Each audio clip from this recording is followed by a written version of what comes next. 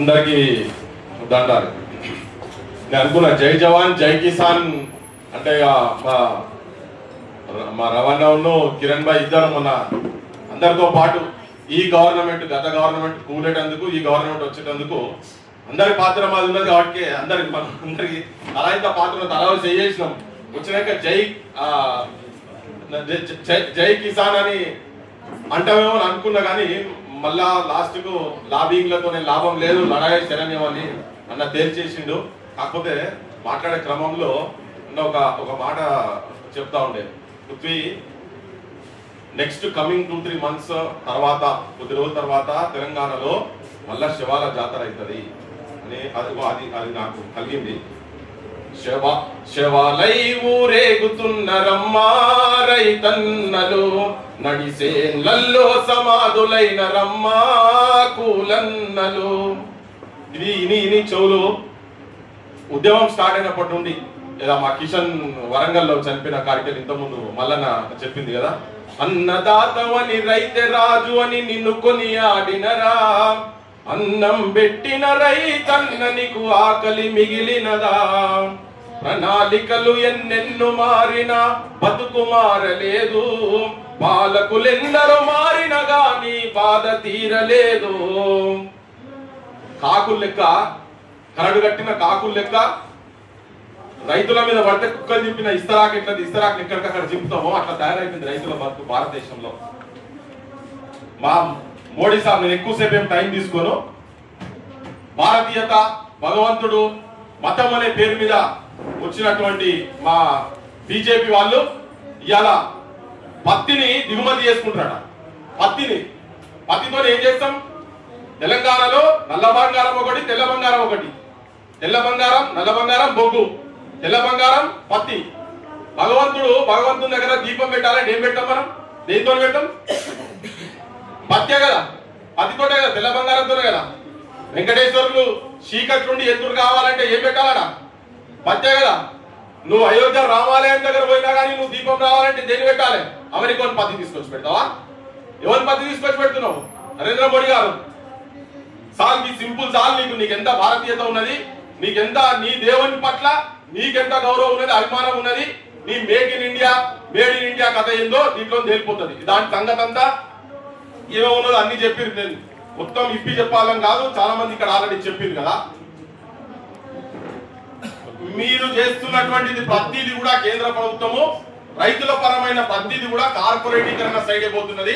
రైతుల వ్యతిరేక విధానాలే తీసుకొస్తున్నారు కనుక ఆత్మహత్యలు పోరాటం తర్వాత చెప్పినట్టే చెప్పి మళ్ళీ అన్ని అమలు చేస్తున్నారు కేంద్ర ప్రభుత్వం.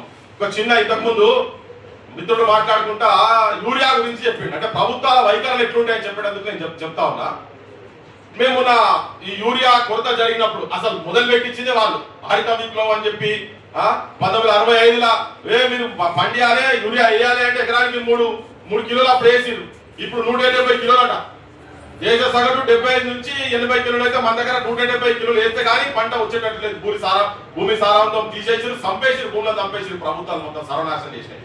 ఆ యూరియా గురించి జనం లైన్లలో నిలబడి ఘోరం అసలు నిలబడి రోజుల కొద్ది నిలబడుతుంటే మా ముఖ్యమంత్రి ఏం చెప్తారంటే ఇదంతా ఉట్టి ముచ్చట, వాడోడు వీడు తిరుగుతున్నాడు, అట్లా మీడియా వాడు పట్టుకున్న కెమెరాలు పట్టుకొని కుదిరాస్తున్నాడు, వాడోడు వీడు తిరుగుతున్నాడు, ఇదంతా కృత్రిమంగా తయారు చేస్తున్నాడు, బఫర్ స్టాక్ ఉన్నది మన దగ్గర అని చెప్పని ఒక ముఖ్యమంత్రి, మీరు చూసిరో లేదా ఆ విజువల్ నాకు తెలియదు కానీ, ముఖ్యమంత్రి, నీళ్ల మంత్రి, తర్వాత ఒక బీజేపీ ఎంపీ రఘునందన్ రావు అంటే ఆయన ముగ్గురు కూర్చొని వాళ్ళు పరాస్కాలు మాట్లాడుకుంటా బఫర్ స్టాక్ ఉన్నది, ఇది కావాలని చేస్తున్నారని.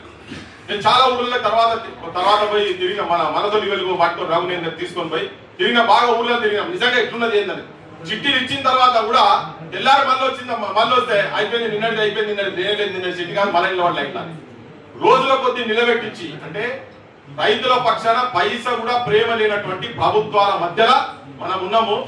లడాయి తప్ప నిజంగా కూడా శరణం ఏం లేదు. అందరు అంటున్నట్టుగా క్షేత్రస్థాయి నుంచి కింది నుంచి కనుక తిరగబడి రైతులందరినీ అన్ని సంఘాలు, కొంతమంది మరి కమ్యూనిస్ట్ సంఘాలలో నిన్నటిదాకా అలసిపోయినట్టున్నారు. మన ఎలక్షన్లలో జూబ్లీ హిల్స్ ఎలక్షన్స్లలో అలసిపోయి బయటకు ఎద్దలేనట్టున్నారు. వాళ్ళకి వెళ్ళడానికి ఎంత టైం పడుతుందో మరి. బయటకు వచ్చి ముఖం కట్టుకొని మేకప్ వేసుకొని పౌడర్ గిన్నె వేసుకొని ఫెయిర్ అండ్ లవ్లీ పెట్టుకొని రావాలి వాళ్ళు. కానీ అంటే నేను క్రిటిసిజం గురించి చెప్తలేను. తెలంగాణలో ఇక్కడ ఏ ఎక్కడ చూసినా ఏం చూసినా దోసిట్లా ఏ పేపర్ చూసినా మీరు చూడండి వర్షాలకు పోతే ఎక్కడ చూసినా దోసిట్లా ఒక తల్లి అయితే ఇట్లా చేతులలో బట్టలు పట్టుకొని ఉంటే అసలు కళ్ళకెళ్ళి నీళ్ళు ఇంకలాగా ఏడుతారేమో అన్నట్టుగా అనిపిస్తుంది ఆ టీవీలలో చూస్తున్న దృశ్యాన్ని చూస్తుంటే. మనం బుక్కడి భూవాయిగా తింటున్నామంటే కేవలం మీ అందరు రైతులు ఇవ్వండి కదా. ఇలా పాలకులు తింటున్నది కూడా రేవంత్ రెడ్డి పెద్ద వ్యవసాయం చేయబోయినాడు, లేకుండా మోడీ ఏమైనా వ్యవసాయం చేయబోయినాడు, ఆయన మంత్రిమండలి ఏమైనా వ్యవసాయం చేస్తున్నారు, మీరు పండిస్తేనే తినేది. సో కనీసం కొంచెం కూడా వీళ్ళకి ఆ పట్టిన ఏ మాత్రం బాధ లేకుండా వ్యవహరిస్తున్నారు. వీళ్లకు మనందరం కలిసి కొట్లాడితే దాని విషయంలో నేనైతే రవాణా 7 గంటలకి ఇప్పుడు ఇతనాలు ముచ్చట చెప్పింది కదా, వీళ్ళు కార్పొరేటీకరణ ఎట్లా అని 250 కోట్ల రూపాయలు ఒక్క కంపెనీకి ఇస్తున్నారు. మొత్తం కలిపితే మన అప్పులే 5 లక్షల కోట్లు. లెక్కలు కిందాక తీసుకుపోయి జనాన్ని వీళ్ళు కంపెనీల గురించే పనిచేస్తున్నారు. రైతులు తిరగబడకుండా రైతులకు వాస్తవాలు తెలియకుండా ఉంటే మళ్ళా కూడా శవాల జాతర అయితే తెలంగాణలో ఈ శవాల జాతర కాకుండా ఉండాలంటే ప్రశ్నించాల్సిన అవసరం ఉన్నది. Data speaks. ఆ డేటా పట్టుకొని కింది దాకా జనం దగ్గరికి పోదాం. ఏం నష్టం జరుగుతున్నది, ఎవరి వైఖరి ఏంటిది, రైతుల పట్ల వీళ్ళు నిజంగా ప్రేమ ఉన్నదా, భారతదేశం పట్ల ప్రేమ ఉన్నదా, లేకపోతే కేవలం వీళ్ళు కాంట్రాక్ట్ల గురించి వీళ్ళు దొంగ సొమ్ము కాపాడుకుంటే పదవులకు వస్తున్నారు అనేది మనం జనానికి చెప్పి ఐకమత్యం కొట్లాడితేనే సమస్యలు పరిష్కారం అయితే. వీళ్ళందరూ ఒకటే వేషాలు మారుస్తున్నారంటే ఈ గవర్నమెంట్ పోయి ఆ గవర్నమెంట్ వీళ్ళందరూ ఒకటే.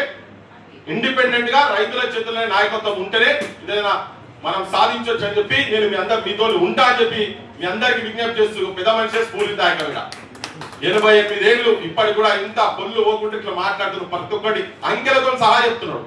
మొత్తం దేంది స్టాటిస్టిక్స్ ఎక్కడ ఏం సంగతి అని చెప్పాలి. ఇవన్నీ జనంతో పాటు కనుక తీసుకపోతే మనం అద్భుతమైన ఉద్యమాన్ని నిర్మాణం చేయొచ్చు. బరాబర్ ఇష్యూస్ నేను మాట్లాడతా, ఏ వేదికైనా మాట్లాడతా, స్టాటిస్టిక్స్ తోటి కూడా మాట్లాడతా. నేను మీ ఎంబడున్నా అని చెప్పి చెప్పడానికి రవాణా చెప్పగానే చిన్న మెసేజ్ చెప్పగానే అనేది వేరే మీటింగ్ ఉంటే కూడా క్యాన్సిల్ చేసుకొని నేను ఇక్కడికి వచ్చిన. Thank you so much.